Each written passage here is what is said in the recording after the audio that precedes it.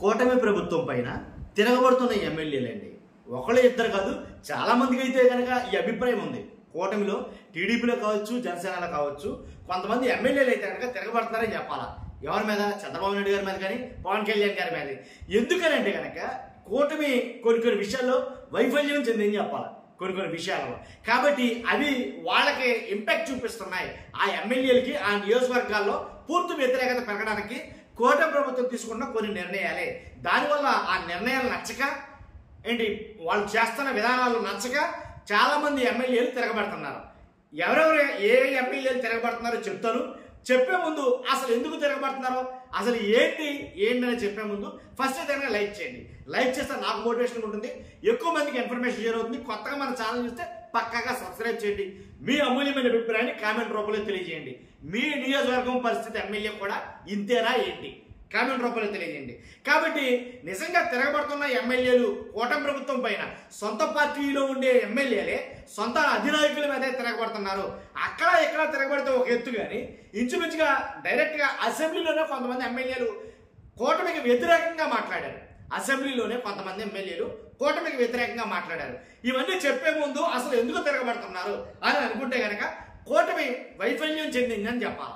కొన్ని విషయాలలో వైఫల్యాలు చెందుతుంది. ఎలా అంటే, ఒకటి, రైతుల విషయంలో పూర్తిగా వైఫల్యం చెందింది ప్రభుత్వం.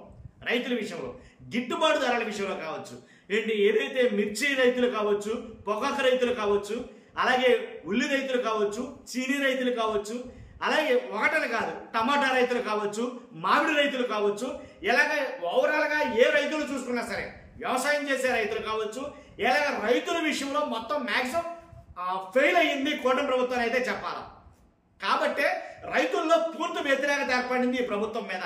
అమరావతిలో 44,000 ఎకరాలు ఎక్స్ట్రా కావాలంటే అక్కడితో సహా మొత్తం మ్యాక్సిమం ఆంధ్రప్రదేశ్లో ఉన్న రైతులందరూ కూటమి ప్రభుత్వానికి వ్యతిరేకంగానే ఉన్నారు. ఎందుకంటే గిట్టుబాటు ధరలు లేవు, పండించిన పంట ఏం చేయాలో తెలియదు, ట్రాక్టర్లతో పట్టుకొచ్చి రోడ్లు పక్కన పోసేస్తున్నారు. సాక్షాత్తు అందరూ చూస్తుండే కానీ ట్రాక్టర్లతో పట్టుకొచ్చి మరీ పోసేస్తున్నారు. కొనే తాదుడే లేడు, గిట్టుబాటు ధర లేదు. ఇలాంటి పరిస్థితుల్లో రైతులు మొత్తం తీవ్ర వ్యతిరేకత ఉన్నారు. రైతులు వ్యతిరేకంగా ఉండడానికి కూటమి ఎమ్మెల్యేలు తిరగబడడానికి అది సంబంధం ఉందా? అదే కానీ మీ డౌట్ ఉంది. ఎందుకంటే ఆ నియోజకవర్గంలో ఎవరైతే ఎమ్మెల్యే ఉన్నారో ఆ రైతులందరూ ఆ ఎమ్మెల్యేకి వ్యతిరేకమే కొన్ని విషయాల్లో.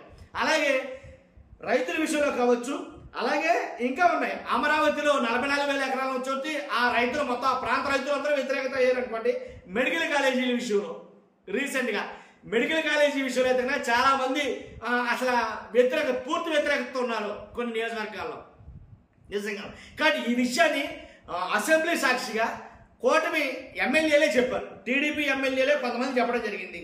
కాబట్టి అలాగే బెల్ట్ షాపుల విషయంలో కావచ్చు, ఆరోగ్యశ్రీని తీసేసే విషయంలో కావచ్చు, ఇలా ఒకటి కాదు రెండు కాదు చాలా ఇట్ల మీద వ్యతిరేకత అయితే ఉన్నారు.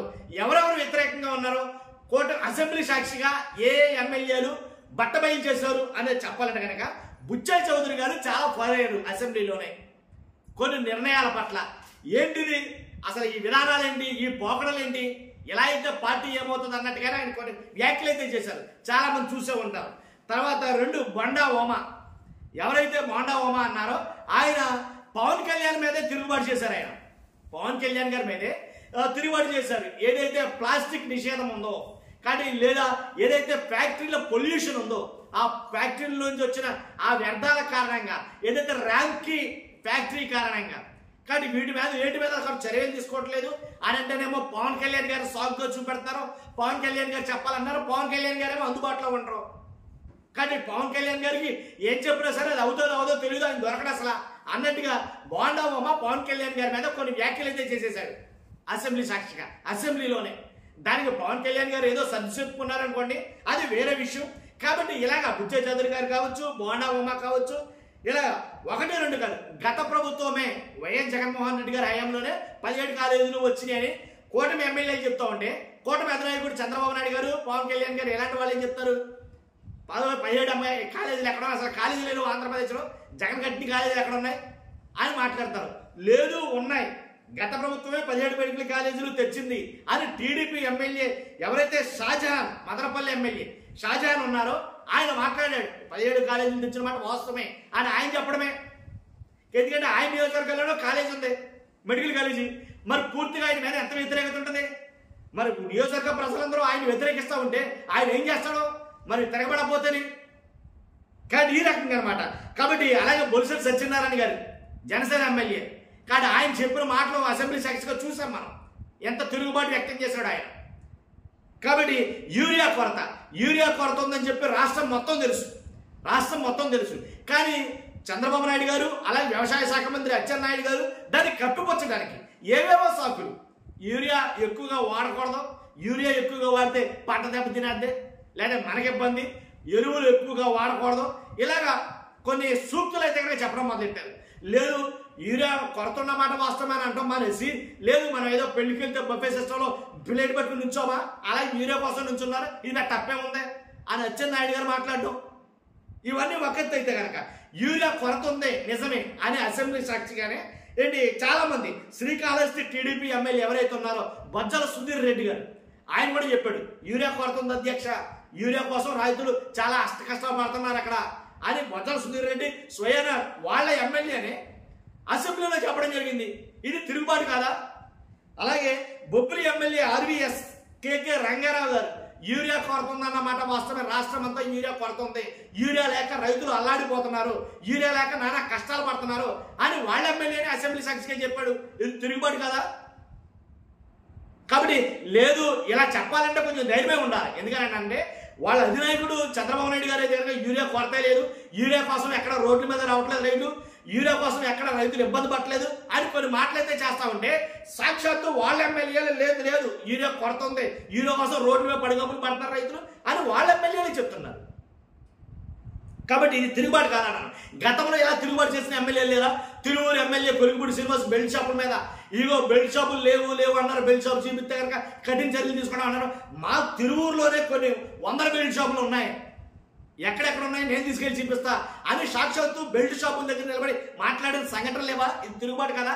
ఆయన అఫ్కోర్స్ ఆయన తొక్కేశారని అది వేరే విషయం. తర్వాత ఆదోని ఎమ్మెల్యే పార్థసారథి ఎవరైతే ఉన్నారో బీజేపీ ఎమ్మెల్యే పార్థసారథి ఆయన మాట్లాడలేదా? ఇదే మెడికల్ షాప్, ఇదే మెడికల్ కాలేజీల గురించి, మెడికల్ కాలేజీలు జగన్మోహన్ రెడ్డి గారు తీసుకొచ్చారన్నమాట వాస్తవమే. కానీ మెడికల్ కాలేజీలు ప్రైవేటీకరణ చేయడం గురించి ఏంటి పరోక్షంగా కొన్ని మాటలైతే మాట్లాడలేదు ఆయన. అలాగే మార్కాపురం కందుల నారాయణ రెడ్డి, మార్కాపురం ఎమ్మెల్యే కందుల నారాయణ రెడ్డి కొంతమంది ఎమ్మెల్యేల మీద చాలా వ్యతిరేకత అయితే ఉంది. అందు గురించి వాళ్ళు మాట్లాడలేక ఏదైతే ఎక్కడెక్కడైతే మెడికల్ కాలేజీలు ఉన్నాయో ఆ నియోజకవర్గాలన్నీ కూడా పూర్తి వ్యతిరేకంగా మారినాయని చెప్పాలి.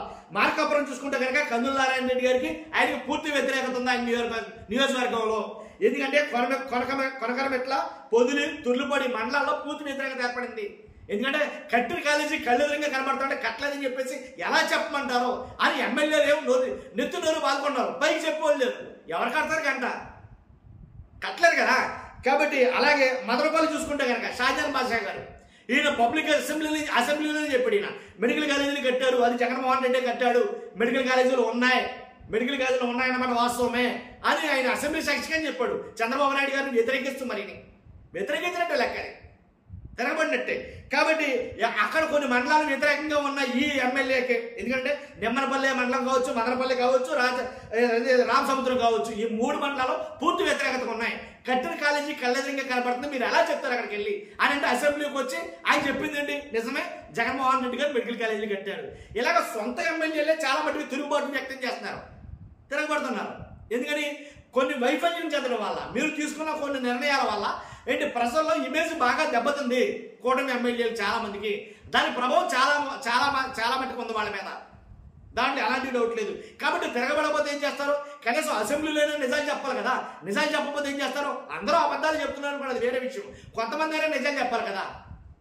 కాబట్టి నిజాలు చెప్పారు కాబట్టి తిరుగుబాటు వ్యక్తం చేస్తారని ఈ ఎమ్మెల్యే మీద కొన్ని చర్యలు అయితే తీసుకోబోతుందంట కూటమి ప్రభుత్వం. చూస్తున్న మీరంతా కూడా మీ అభిప్రాయాన్ని కామెంట్ రూపంలో తెలియజేయండి. ఫస్ట్ అయితే లైక్ చేయండి, నాకు మోటివేషన్ ఉంటుంది, ఎక్కువ మందికి ఇన్ఫర్మేషన్ షేర్ అవుతుంది. కొత్తగా మన ఛానల్తో పక్కాగా సబ్స్క్రైబ్ చేయండి. Thank you very much.